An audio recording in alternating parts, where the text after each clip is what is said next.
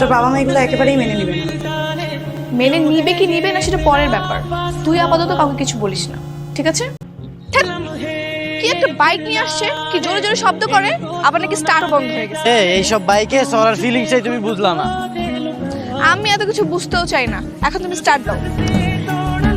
Start নিতেছে না, কি করবো কও তো? কি আর করবা, ফেলে দিয়ে চলো, একটা রিক্সা নিয়ে যাই। तेरी खुशबू जो भी सांसें मैं भरूं उन्हें तेरे संग भरूं। কিছু বলবো মামা? তোমার বাবা কল করেছিল, যে ছেলেটার সঙ্গে তোমার বিয়ের কথাবার্তা চলছিল সেই ছেলেটার সঙ্গে তোমার বিয়ের সবকিছু ফাইনাল হয়ে গেছে। কি বলো, এত তাড়াতাড়ি? দিনকাল ভালো না।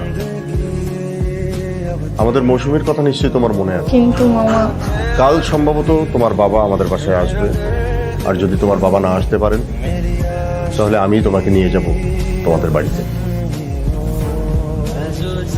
সবকিছু গুছিয়ে রেখো। কালকে সকালে তুমি দেখা করতে পারবা?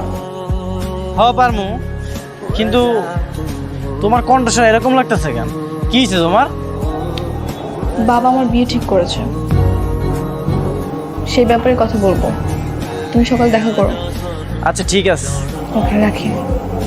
আচ্ছা, তুমি এগুলো কি কইতেছো কত? তোমার কয়েকদিন পরে বিয়া। তো আমি কি করব? আমার কি দোষ এখানে?